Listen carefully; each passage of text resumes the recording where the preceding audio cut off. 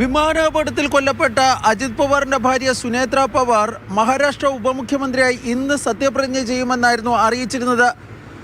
NCP Ajith Pawar വിഭാഗമായിരുന്നു ഇക്കാര്യം ഇന്നലെ വ്യക്തമാക്കിയിരുന്നത്.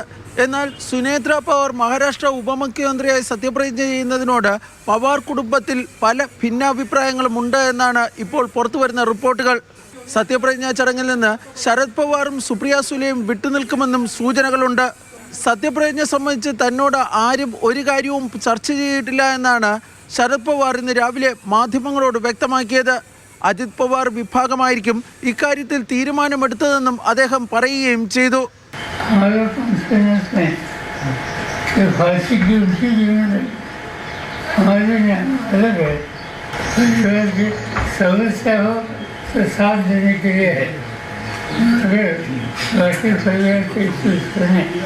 ഇതിനിടെ സുനേത്ര പവാറിന്റെ മകൻ പാർത്ത് പവാർ ശരത് പവാറിനെ അദ്ദേഹത്തിന്റെ വീട്ടിലെത്തി സന്ദർശിച്ചു. ശരത് പവാറിനെ അനുനയിപ്പിക്കുന്നതിന്റെ ഭാഗമായാണ് ചർച്ചകളെന്നാണ് സൂചന. ഉപമുഖ്യമന്ത്രിയായി സത്യപ്രതിജ്ഞ ചെയ്യുന്ന സുനേത്ര പവാറിന് അജിത് പവാർ നേരത്തെ വഹിച്ചിരുന്ന ധനകാര്യം ഉൾപ്പെടെയുള്ള സുപ്രധാനമായ വകുപ്പുകൾ നൽകുവാൻ സാധ്യതയില്ല എന്ന റിപ്പോർട്ടുകളും ഇതിനിടെ പുറത്തു വന്നു. എക്സൈസ് ഉൾപ്പെടെയുള്ള വകുപ്പുകളായിരിക്കും സുനേത്ര പവാറിന് നൽകുക എന്നാണ് BJP വൃത്തങ്ങൾ നൽകുന്ന സൂചന. മാതൃഭൂമി ന്യൂസ്, ഡൽഹി.